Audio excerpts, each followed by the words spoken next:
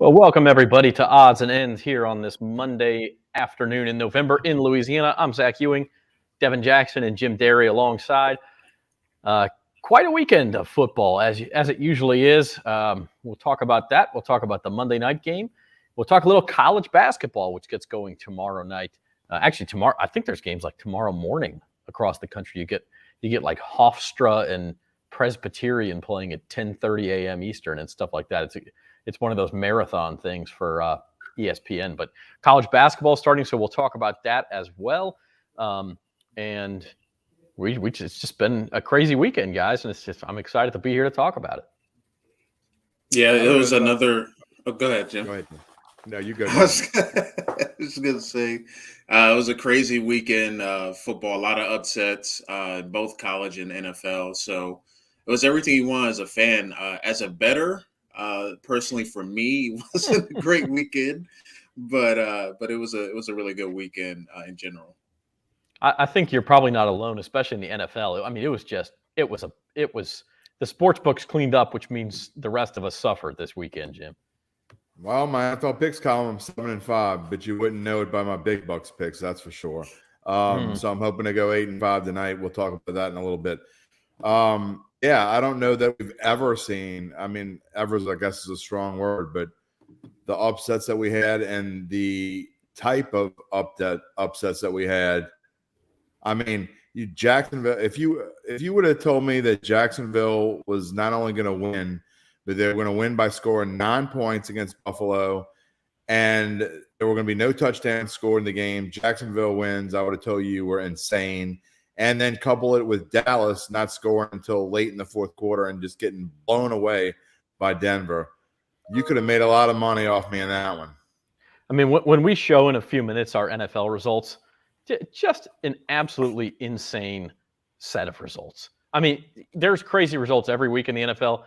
This one, when taken collectively, was like, what other dimension did we just travel to? Because this is just insane. You see the comment from Who Dat for Life, Saints need help on wide receivers. It sure as heck looked like it, especially in the first half yesterday. They left 10, 14, 17 points on the board because of drops in the first half, and lo and behold, you lose the game by 2. So yeah, I'd say that's probably right. We'll see Odell Beckham Jr. out there. We'll talk about the Saints a little bit more as we go. Before we really get rolling, I do want to mention one thing. We have a Sports Betting 101 event. All three of us will be a part of it, along with Jeff Duncan and Rod Walker and some people from Harrah's New Orleans. That is Thursday night at Manning's Restaurant, which is right next to Harrah's. And you can order tickets. Go to NOLA.com/sportsbetting101. Or if you want to try to win some tickets, we still have a couple to give away. And that would just be NOLA.com/101. Take out the sports betting there. You can still enter to win a pair of tickets. But otherwise, it's a pretty good deal. They're $50 each. You get to hear the program. You also get dinner, and I believe it's two beers, 2 drinks. So, pretty good deal for a night. It's an hour long, and you can hang out at Manning's and watch Thursday night football after that, which I think is Ravens and Dolphins, if I'm not mistaken, this week. Ravens and Dolphins. Yeah, not the sexiest game of all time, but it's Thursday night football. Probably some fantasy. Don't start, Devin. Things going on, and yeah, Devin won't like it, but we'll watch Thursday night football with you if you want to come hang out with us at Manning's on Thursday. So that's NOLA.com/sportsbetting101. Before we get to Thursday night football, I don't think Devin is on the kill Monday night football train yet, but we do have Monday night football tonight, and it is a classic matchup. NFL teams that go back decades upon decades. Bears and Steelers live, 7:15 in Pittsburgh. The Steelers, this is ticked up to 7 points, which I'm a little upset about because I got the Bears at plus 6.5. And also, maybe more surprisingly, Jim, the total went from 39.5 to 40 this morning. So there's some money coming in on the over in a game that sure seems like it'll be a defensive battle. Oh, yeah. Drunk Joe, Aunt Mabel, they love betting the over. It doesn't matter what game it is, where it is, how it is. They just like to see points scored. But they obviously haven't seen these two teams play because neither one of their offenses is very good. And both their defenses are okay, at least okay to good. I don't see 40 points being scored in this game. Although, for selfish reasons, I hope Najee Harris scores 40 points by himself. turnovers are the one. I mean, in a game like this, you've got a couple of defenses that can force turnovers and a couple of offenses that are not known to exactly be careful and efficient. So we could see some turnovers that can always drive up a total. Devin, this real slobber knocker in your eyes as well? It's going to be quite the game for sure. Definitely taking the under if you're going to bet on this game, because it's not going to be a pretty one. Neither team wins. When they do win, neither of them win convincingly, or they win pretty. It's pretty much running the football. A lot of short passes. You're going to see a lot of overthrown balls probably tonight. Quite a bit of sacks as well. Both quarterbacks like to hold on to the ball for a long time. So it's going to be one of those type of games where, honestly, it's just going to be a defensive battle. So we'll see what happens in the game, but I don't think it's going to be any of the Monday night games we got the first couple of weeks. It's definitely going to be one of those low scoring defensive battles, probably like a 20-16 final if I had to guess. In other words, what you're saying is they should play on Thursday night. They could have played this at Sunday afternoon at noon, 1 o'clock, whatever time zone. Just get it out of the way. I have to admit, I have not looked at the weather. I think it's okay, but it just feels like a game that deserves a rainstorm or some howling winds or something. It's just it needs NFL Films music and all that kind of stuff. Do do do do do do do do do. And Najee Harris is breaking tackles, and Justin Fields is doing his thing. And Jim and I got into it about Justin Fields on Thursday. Don't get me started. I don't think he's a great quarterback right now. I think he will be a pretty good quarterback. And I think he's serviceable right now. Having said that, the Bears' offensive line is struggling. I mean, he's not in a good spot. He's not a good quarterback, but I'm not going to go back into that. But neither is Ben Roethlisberger. So, but your entire argument is that he went to Ohio State, which makes no sense. Oh, that's not my entire argument. That's certainly part of my argument. Doesn't make any sense. The majority of my argument is watching him throw. I don't really need to argue with it. And anyone who's watched him play this year probably agrees with me.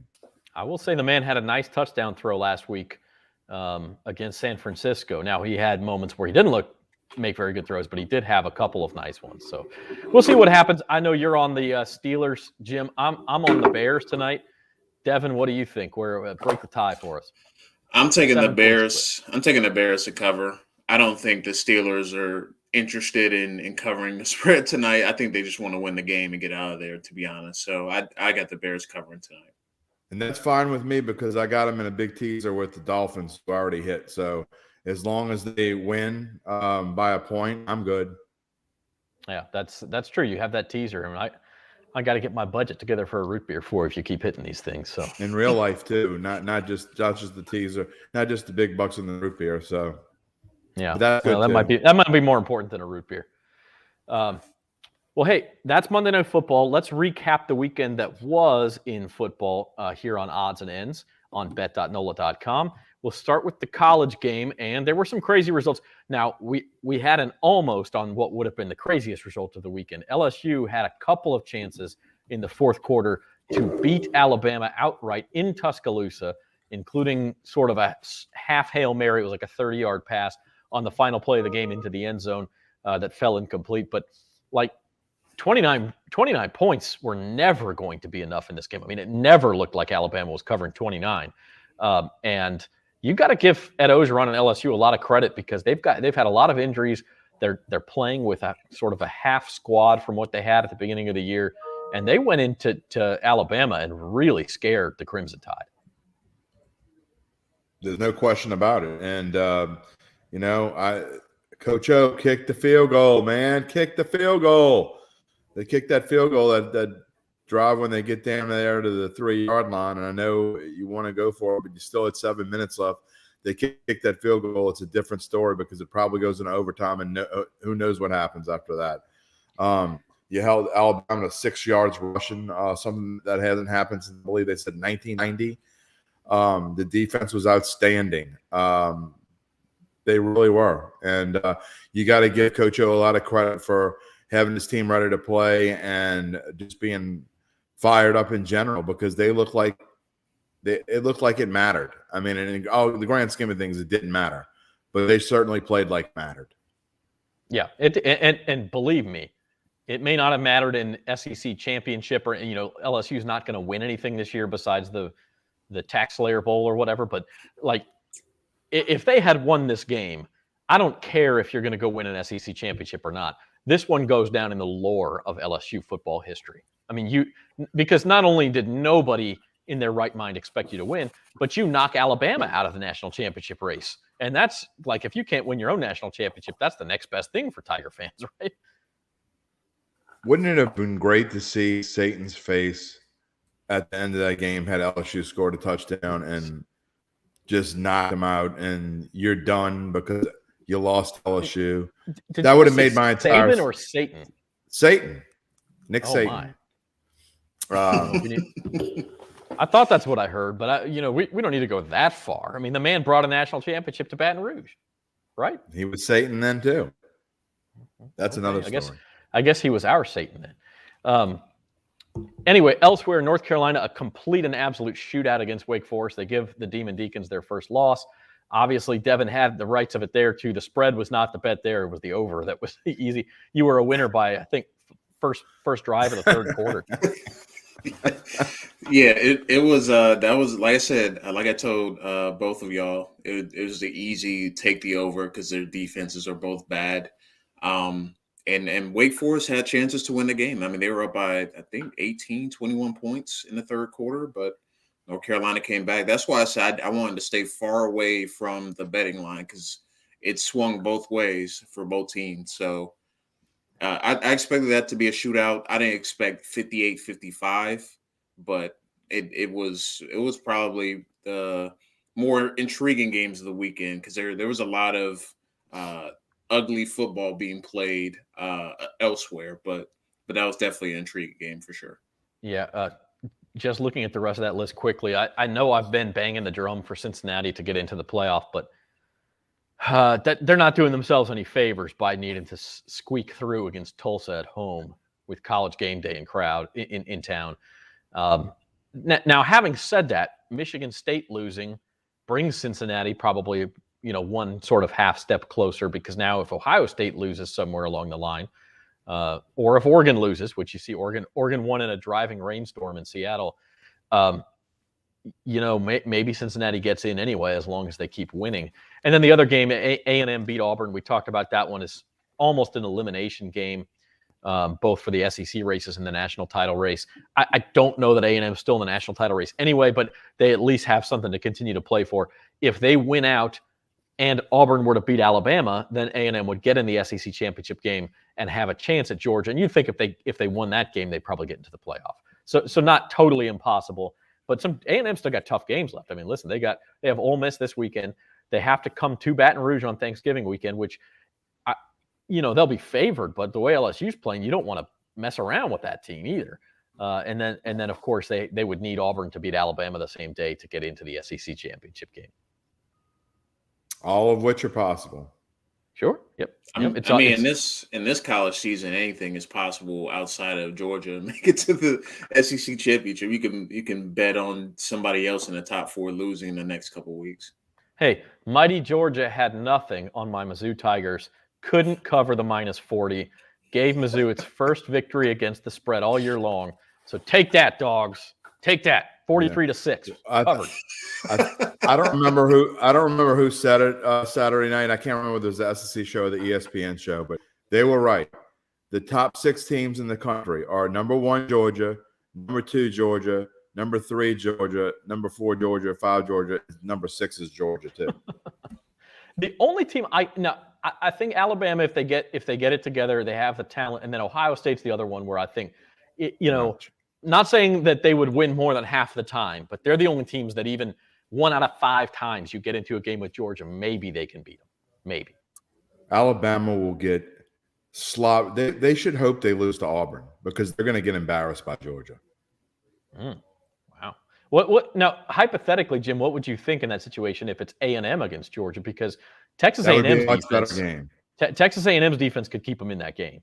I don't think they'll win it, but it would be a good game. And A&M's got to be just kicking itself right now. Texas A&M is 4-2 in the SEC with losses to Arkansas and Mississippi State.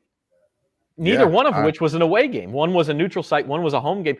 You just win one of those games, and you are squarely in the national championship picture right now. Just one of the two, not even both of them. So Jimbo, baby. They got to be kicking themselves a little bit there. Moving on to the NFL, we teased this a little bit, but my gosh, what a crazy set. Look at the right column there. Those are all plus numbers. Some of them are huge plus numbers. And I didn't even put on there the Cowboys losing to the Broncos, which was 10.5. I should have had that one on there too. You had a 6.5, a 10.5, a 15.5, a 5.5, and a 7, all winning outright. And then the Packers also covered. They were the only one there that didn't win outright. But like, it was, if that's any indication, the Bears are covering tonight, because this was the just week from an alternate dimension in the NFL. Here's one for you, Zach. If you had put a $100 money line parlay on the Browns, Broncos, Jaguars, Falcons, Giants, and Cardinals, a $100 parlay, you would have won $175,618. And I would have said, I need Gray Sports Almanac when you're in forward 10 years, and bought the results on all those games, because otherwise there is no way, that you knew all that was going to happen. Although I will say, Jim, I'm looking at Caesar Sportsbook tweeted this out earlier today. There was a bettor at Harrah's who put a $20 parlay. All of these are spread bets. New England minus 3.5, Tennessee plus 7, the Giants plus 3, Atlanta plus 6, Arizona plus 3, Green Bay plus 7, Cleveland plus 2.5, the Chargers minus 1.5, and Minnesota plus 6. So what is that? 4, 5, 6, 7, 8, a 9-way parlay for $20, and he brought home $7,026. So that guy's having a good weekend. Wow. Yeah, and I need to go hang out with that dude. Hopefully he's going to the Sports Betting 101 show. He can kind of fill me in on something. Although I will say this, if you put down a 9-way parlay and you're that good, maybe put a little more than $20 on it and you can retire tomorrow. I still think if you're going to do something like that, though, you're probably better off just going and play the lottery, because you got about the same odds of winning. Yeah, Danny Benton's right. He said you would have to be a time traveler to know that. He's right. That's what I'm saying, man. You need Gray Sports Almanac. Look, the Saints this week, I think we were all in the same boat when it came to the Saints this week. We all liked the Falcons, if I remember correctly. We all liked the Falcons against the spread. And I said it in my NFL picks column. I wouldn't touch them in a knockout pool. Of course, I would have gladly taken Buffalo or Dallas, which wasn't good. But you look at the Saints, you don't want to ever take the Saints in a money line bet or a knockout pool pick when they play the Falcons, especially coming off a week like they played Tampa Bay, when they spent 3 weeks preparing for Tampa Bay. Then you got to turn around, you win the game, you're emotionally spent, and you got to get ready for an Atlanta team you think is not very good, and they're missing Calvin Ridley, and you know them better than you know any other team. And Sean Payton has faced Matt Ryan 26 times now, so they probably thought they could cakewalk through the game, and it's not the case. You can't. Here's a stat for you, Zach and Devin. First time the Saints have allowed 34 yards rushing yesterday. You want to know the last time allowed 34 yards or fewer rushing and lost a football game? 1988. Wow. So that just goes to show you that they just weren't prepared to figure out how to cover Cordero Patterson, and it showed. I mean, there's one guy you can't let run free. It's Cordero Patterson. They let him run free, and Marcus Williams, I'm still trying to figure out where he was with the help. I mean, I think on that play, Paulson Adebo's the corner. The idea is if you can funnel him to the inside, the safety help's going to be there, and he let him get outside. Patterson breaks contain, and But having said that, it never should have come down to that, right? I mean, if right. Like I said at the top, we had a comment about wide receivers. I mean, if the Saints catch, they have 5 drops in the first half. I think it was 5 official drops. If only 3 of those are drops, if they catch 2 more passes, they probably, instead of being down 10-0 at the half, it's 10-7 or 7-3 or whatever it is. It's a closer game, and then when they're able to start their comeback, things are a little bit better. So my question is to you guys: Odell Beckham Jr. is expected to clear waivers today. He's expected to become a free agent tomorrow. He's a New Orleans native. He went to LSU. Clearly a fit with the Saints on the field. Now, off the field, OBJ has been an issue at times in his career. I think Pro Football Talk, Mike Florio said this morning, they expected him to go to, or he preferred Seattle, and Russell Wilson's coming back this week, so that's interesting too. If you have a chance to sign OBJ, are you throwing everything you got at him to do it? I don't think I would, to be honest. I just think the way that the Saints are set up, the way they do business, they don't usually go after these big name guys like this. And I understand they have a need at receiver. They need to upgrade the position. They need someone that can be a number one receiver. But they're already tight on cap space. They're really not going to be able to pay him what he's probably looking for. And then, I mean, even if you get him, you still are 2-3 weeks away from him being truly effective. And that's like the meat of the Saints schedule. Plus, the Saints like to rotate the receivers. He's not going to be in every play. It's a lot of logistics, I think, when trying to acquire him. I don't know if the locker room, I mean, I'm sure the locker room has good enough leadership to take in a guy like him and be able to, have him make sure that he understands the situation he's walking into. But I think just from an optic standpoint, the Saints are usually pretty happy with what they have in building. So I don't think OBJ to the Saints will be happening. Yeah, I don't know that it will happen. I think you make a good point that his salary, if he clears waivers, no longer is an issue for cap space. But Seattle does have more to offer him. They've got more cap space, and so they could offer him more. I agree with you. The locker room wouldn't be an issue. I do feel like you got to go after him and say, hey, this is our best offer. You could play in your hometown. We're in a playoff position. Take your shot.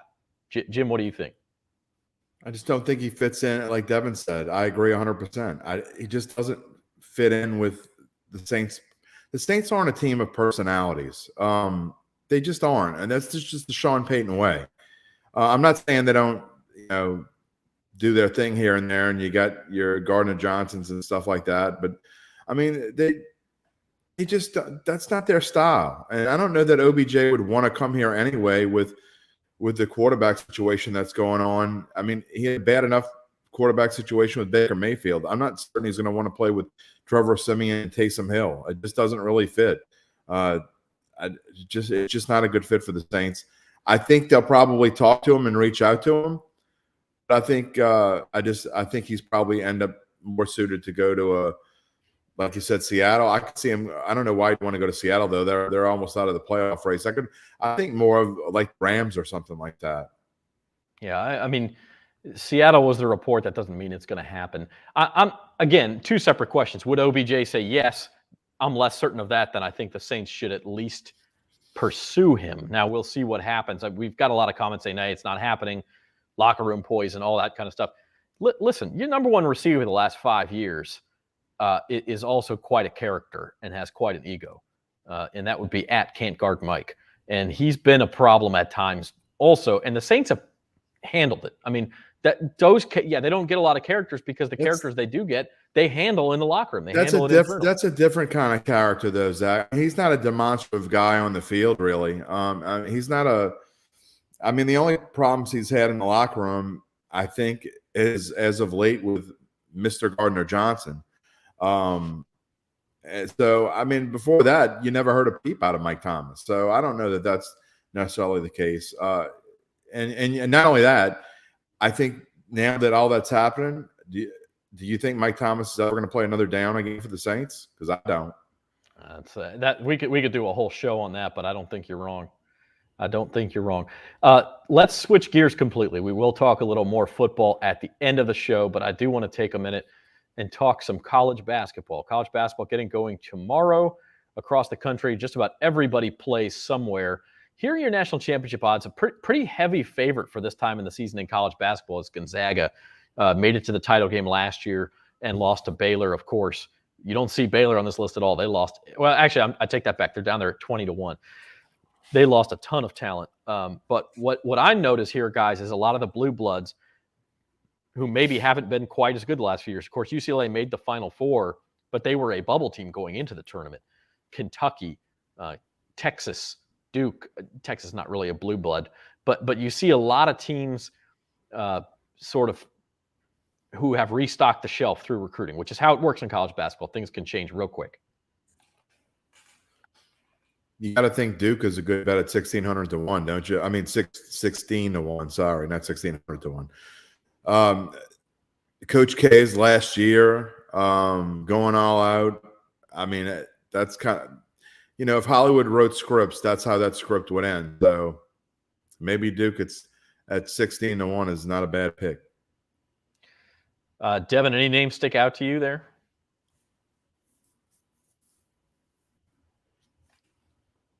Did we lose Devin? We might have lost Devin. We might have lost him. Sorry about that. I didn't realize I was still on mute. But Okay. I was just saying, some of these blue blood programs like, Duke, North Carolina.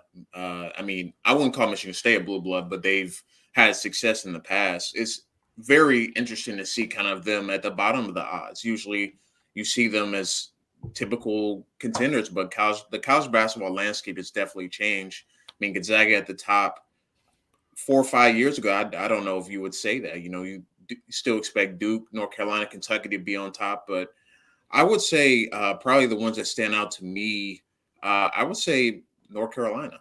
I know they've had some issues over the last couple of years, but they're historically a really good program that always recruits very well. And, they're a team that you can't sleep on. So I expect them to be much better this year, and very excited to see kind of how college basketball unfolds this year. But I would say North Carolina potentially, be someone to watch, and someone that I may drop odds on. Yeah, 30 to 1 odds there for the Tar Heels. Betting futures in college basketball can be a dangerous game, at least from a national championships perspective, because, look, Gonzaga had the best team in the country all year long last year. There's no question about it.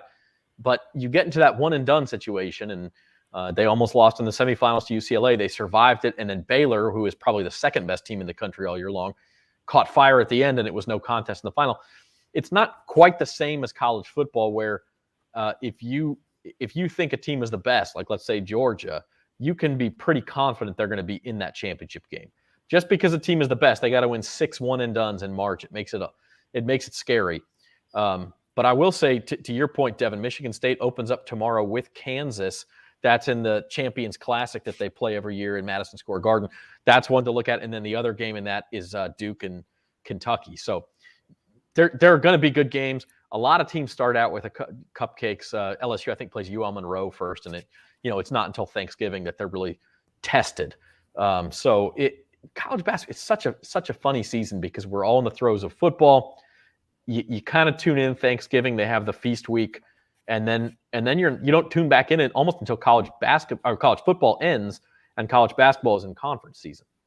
Also, Zach, I will say about college basketball, if you're looking to play a future, you're probably better off to wait a month or so and watch these teams, because the odds don't change very much early.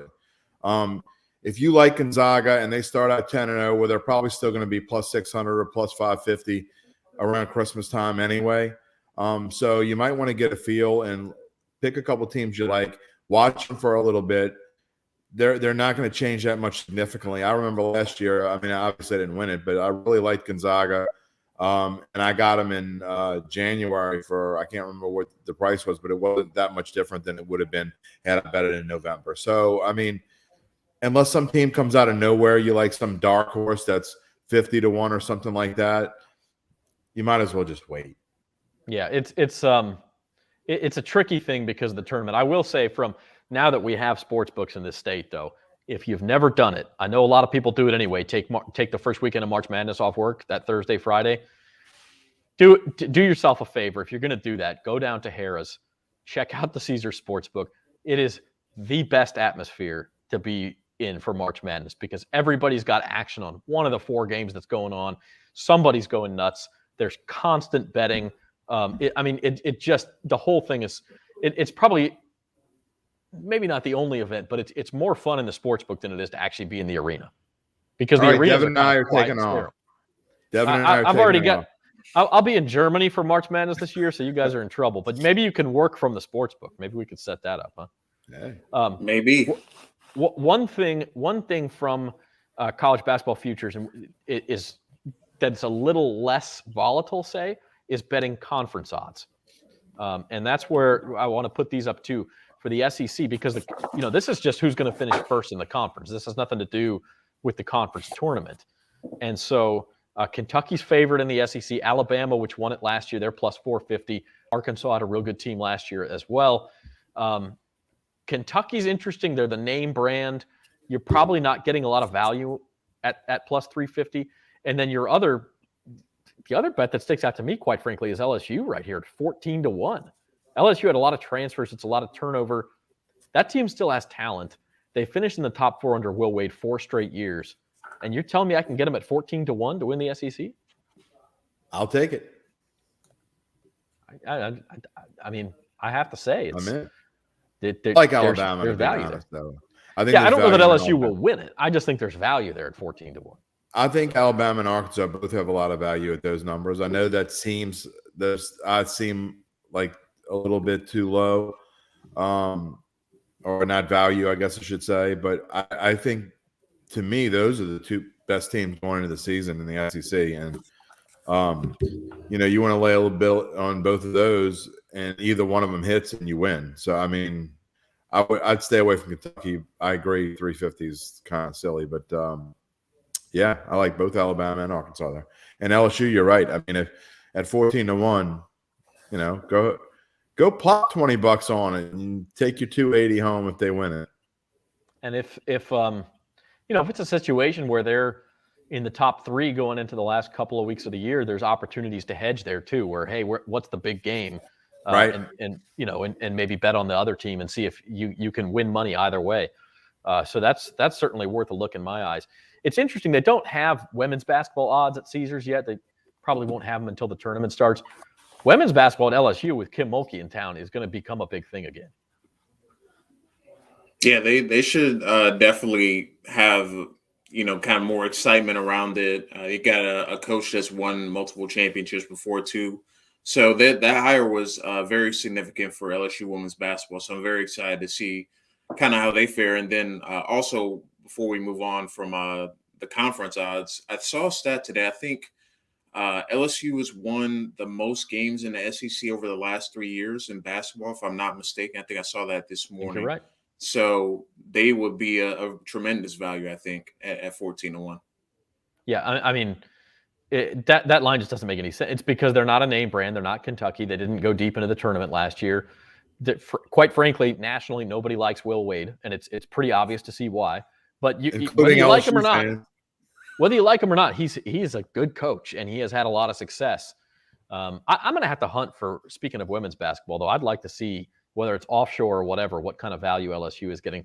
They don't have the type of talent Kim Mulkey had at her last few Baylor teams, but she's going to coach them up. Oh, there's no doubt about that. Yeah.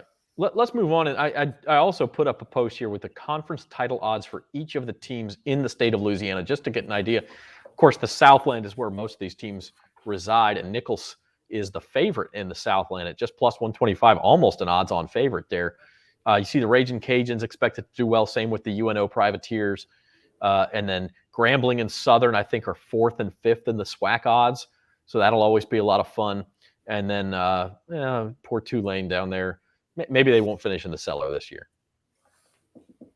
I'm not betting on that.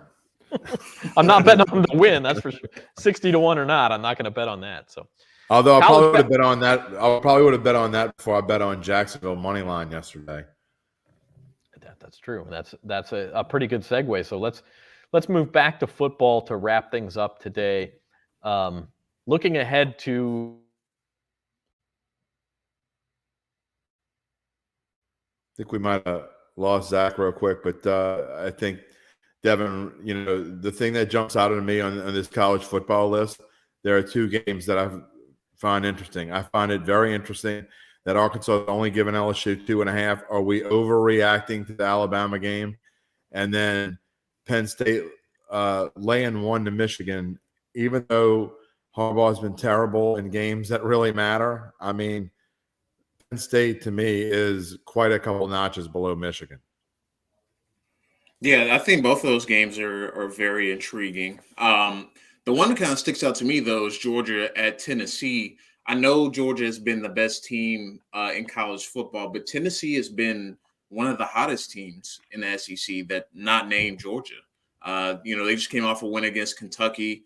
They play Ole Miss down to the wire before all their fans started throwing things on the field. Right. But the quarterback play has been really good for Georgia. And I think this is going to be Georgia's last test before the SEC championship. So I think Tennessee can at least give them a half, maybe give them 3/4, make it interesting. Josh Heupel has done a really good job at Tennessee, and they got some quality wins this year. So I'm very.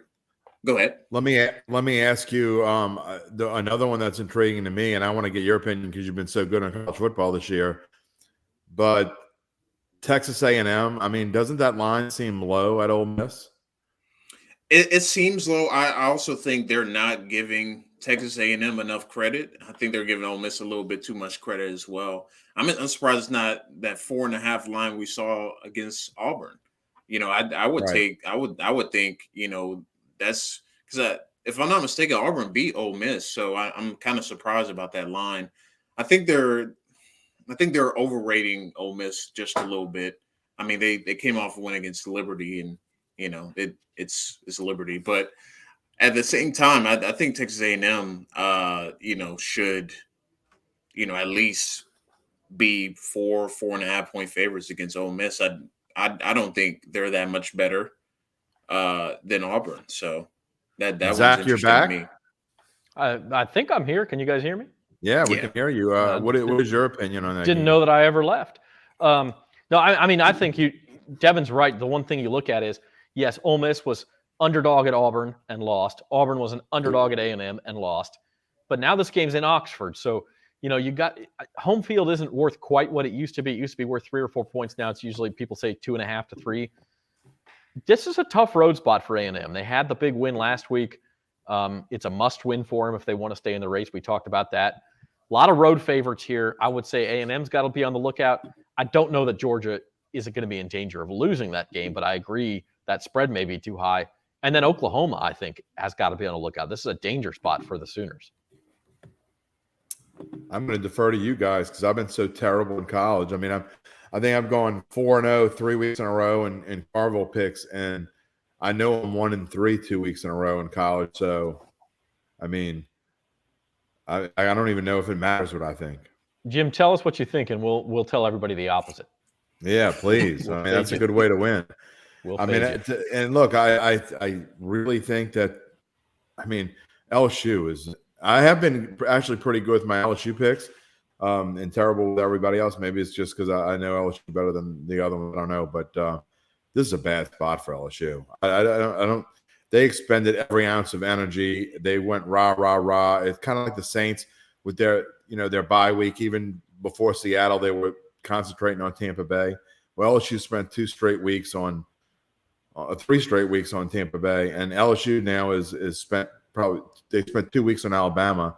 Now they got this quick turnaround and play an Arkansas team that's hungry and knows if it wants to play in a major bowl, which it hasn't done very recently, they're going to have to win and maybe win impressively. I think Arkansas is going to win big here. Yeah, it's an interesting thing. That's really been Orgeron's problem at LSU, right? It's that they've been up and down. They can't seem to sustain the success. They play well outside, of course, of 2019, where the team was so good that it didn't seem to matter. But they'll have a good performance, they'll have a bad performance. Everybody will jump off the bandwagon. Then they'll go win at Florida like they did last year, or darn near win in Tuscaloosa like they did on Saturday, and then they'll turn around and they'll lay another egg. So I think you may be right, and it's interesting because another team that has been similar to that is the Saints. So if we move on to the NFL, right, like the Saints have had a yo-yo season where they look real good one week and you think, man, this is a playoff team and they might be able to make a run and this defense is legit. And then the next week you think this team is so deeply flawed, they'll be lucky to sneak in as the number 7 seed and they'll get clocked by somebody, which by the way, if the playoffs started today, the Saints would be the 6th seed in the NFC and they'd be playing Tampa Bay in the first round. So wouldn't that be Wouldn't that be interesting? Don't know if it'll stay that way. And then Tennessee, the look-ahead line on this game was 2.5. Little surprised it only moved to 3 based on the Saints looking bad, and then Tennessee, obviously, Derrick Henry being injured was not the end of that season because they looked real good in LA last night. Well, I can say, I was going to say, based on the way that the Saints have played, I'm kind of not surprised about the line because they're the team that will lose, and then the next week they will come out and look like a completely different team. I mean, the 2 losses that they had previous to this last one, they came out and looked like a completely different team.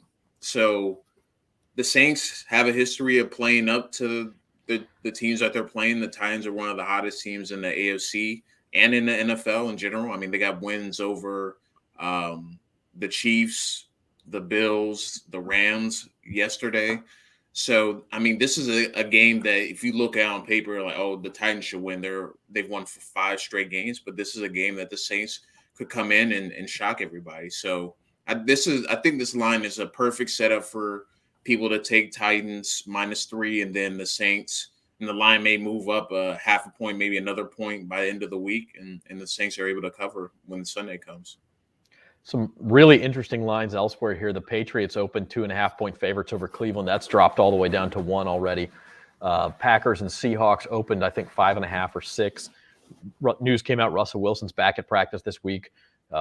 Don't know for sure he'll play on Sunday in Green Bay, but it is looking like he might, and that line's dropped down to 4.5. And then on Sunday Night Football, the Chiefs are laying 2.5 in Vegas in a game that's huge for the AFC West race. Yeah, this time of year, Zach, when you get this far into the season, 1 week doesn't really change look-ahead lines all that much. And it really what changes look-ahead lines more than anything are injuries. And you talk about Seahawks, Packers. Do we know who's playing quarterback for either team? I don't think we're sure as we go into it. So if you have a hunch Russell Wilson's playing and Aaron Rodgers isn't, or vice versa, or you think they're both playing, maybe you might want to get it now because once news comes out, obviously it changed. We saw that yesterday with the 49ers Cardinals line. As soon as it was announced Kyler Murray wasn't playing, that line went from even to 4.5 in favor of, -4.5 for the Niners, which obviously didn't turn out very well for them. But you look at these lines, and look, Cowboys stink up the joint yesterday. Falcons win at New Orleans, and the Cowboys are still a 9-point favorite. So they're just not going to change that much because they know that average Joe Better is still going to probably go with. They're not average Joe Better isn't going to worry about what happened last week as much as he would have in weeks 1, 2, 3, and even 4. Or maybe they think he will overreact to it, and they set the lines knowing that these are the true strengths of the team, and that's going to make them some more money next week. Well, some teams get an overinflated lines anyway, and so I think as you see with Cowboys, although they're 7-1 against the spread, so they can't be too overinflated, but Cowboys and Chiefs, the Chiefs are always – the Chiefs shouldn't be favored at Vegas if you just look at power ratings and who they played. I'm not saying that's going to be what my pick is, but if that wasn't the Chiefs, if you just took the nameplate off and you showed me a list of their schedule and what the outcome was, you'd say Vegas would either be a 1 or 2 point favorite or it'd be a pick 'em at worst. But because it's the Chiefs are a 2.5-point favorite. It is a strange line because the Chiefs were 7.5-point favorites again at home against an Aaron Rodgers-less Packers team. It's Jordan Love's first career start, and they couldn't even cover that. And now we're saying they're going on the road. So -2.5 on the road is the same thing as like -8, 8.5 at home. So we're saying the Raiders are a worse team than the Aaron Rodgers-less Packers. I have a hard time believing that. If you they didn't lose to the Giants. If you bet against the Chiefs for the last calendar year, and if you started with $20 and bet and doubled your bet every time, maybe kept a little bit on the side or whatever, you're a pretty rich puppy right now. The Chiefs don't cover. Yeah, they have struggled to cover week in and week out, and that's a big spot for Vegas. Now, the one thing I'll say is Vegas went all the way out to New York, all the way back home. They're having all sorts of off-field issues. Obviously, it's a difficult situation there. So I don't know that I feel real comfortable betting on the Raiders, but the line doesn't make a whole lot of sense. So, I won't be touching that one. Yeah, that's a tough one. But before we leave, guys, I don't know if I realized this before this morning, but you look at now that they let 7 teams in the playoffs in each conference. You know who the number 7 seed in the NFC is right now? The Falcons. It's the Atlanta It's Devin Jackson's Atlanta Falcons. That won't last. Well, I mean, I'm not offended. But look, the Falcons have, I think, over the last 3 or 4 weeks, I think this is more of an indication of who they are. They're not a 2, 3, 4 win team, but they're not a playoff team either. I think they're they'll finish probably season 7 and 10, 8 and 9, just based on what it is. But I think they early on in the season, they still had some of that, kind of stink from last year, the last couple of years, because they just just didn't make sense how bad they were. But now they're actually a decent team. They're not good enough, I think, to make the playoffs or even be a serious contender just yet. But they're not god awful like they were in the first 3-4 weeks of the season.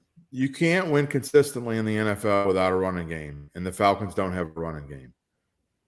Yeah. Now, I will say this, though. Somebody's got to be that 7 seed, and 8 and 9 might win it. I mean, you look at the other contenders, 9 and 8, I think for sure will. If I had to pick somebody right now, I'd pick Seattle. They're 3 and 5, but they're getting Wilson back. Could they get to 8 and 9 or 9 and 8 and take that last playoff spot? Yes. Or the Saints may be a team that's fighting. They may finish 9 and 8 and fight for that spot. I think it's going to be the Vikings. I don't know. The Vikings are also 3 and 5. They have a shot. So it's going to be somebody without a great record in that 7 spot. Vikings are going to go on a little run. Vikings are going a little run in that division. Obviously, they don't match up that great against the Packers, but they could beat Green Bay. But I think, you talk about the rest of the division, and I know they had to squeak one out against Detroit, but I think you're talking about the best of the also-rans. I think you got to go with Minnesota there. Be interesting to look up some will they make the playoffs odds, and we may very well do that for Thursday's At the Book show, which, by the way, Thursday At the Book will be in a little bit of an abbreviated version. We're going to go live at 12 o'clock high noon on Thursday, and so plan for that to be with us. We'll look ahead at the weekend in betting, and the reason we're going early is so we can all make it down to downtown New Orleans to Manning's Bar and Grill for Sports Betting 101. And if you'd like to join us for that, learn the basics of sports betting, or just sit and listen to us yab and have dinner and drinks, it is at Manning's Bar and Grill. Go to NOLA.com/sportsbetting101 for tickets. Tickets are $50 each, but they do include dinner and a couple of alcoholic beverages. So it's going to be a good time for everybody. That event starts at 6 p.m. on Thursday. So once again, that's NOLA.com/sportsbetting101. Guys, final thoughts, maybe tonight's game, maybe college basketball, anything else we talked about, Devin? Probably not going to watch tonight's game, if we're being honest, because I just have no interest in watching the Bears and Steelers play. Maybe in the 1980s or 90s, but not tonight. But final thoughts, it was a bad week of big bucks for me. It was my second negative week, so I do not have the crown this week. So. No, I think he's human. He's human after all. I think I get the crown this week. Although if the Steelers cover tonight, we were all 3 of us negative. So if you're fading our picks, congratulations. But if the Bears cover tonight, I was positive, and I think either way I at least lost less than you guys. Yeah, I stunk up the joint.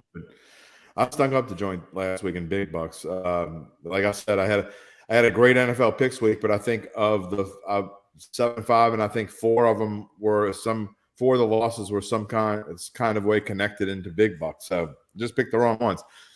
But I will say this, for all you people thinking about, if you go later in the week and debating whether or not to go to Manning's to catch out Sports Betting 101, just think you had the chance to meet Jeff Duncan in person. And you can't pass up on that opportunity. It doesn't happen very often. So make sure you get to Manning's on Thursday. And if you want to meet him, you can come tap me on the shoulder, and I'll lug him over there, and you'll get to shake Jeff Duncan's hand. You can't bring any tomatoes, nothing like that. We're going to confiscate them at the door. But you can meet Jeff Duncan and tell him what you think of his work, which is all positive, I'm sure. We talked about quite a lot today on odds and ends. We thank you for joining us. We talked some Monday Night Football, some college basketball, and of course, looking ahead at the next week in college football and the NFL, and also the Saints and their problem at wide receiver and the other issues they've had. We'll see if they choose to do something about that or not. Until Thursday, catch us at high noon at the book. Tomorrow, 4 o'clock, the Fantasy Roundup with myself and Spencer Urquhart. We'll talk fantasy football and maybe where OBJ is headed and what that means from a fantasy perspective. And by the way, guys, I had a Superflex league this week where I started Josh Allen and Trevor Lawrence. So that's how my weekend went. That's bad. I had Josh. I have a one and done league where you pick a lineup and you can only pick a guy once all season. And I saved Josh Allen for this week. Yeah, brutal. He's speaking of stinking up the joint. Josh Allen did not have unless you're talking about the Jacksonville Josh Allen. He had a great day. Yeah, really. That's what I meant to pick. That was the problem. Yeah, exactly. Yeah. All right. So Fantasy Roundup tomorrow at 4 o'clock, and then noon on Thursday is at the book. And Sports Betting 101. Get your tickets at NOLA.com/sportsbetting101, and we will see you Thursday night at Manning's. For Devin and Jim, I'm Zach Ewing. Have a good one, everybody.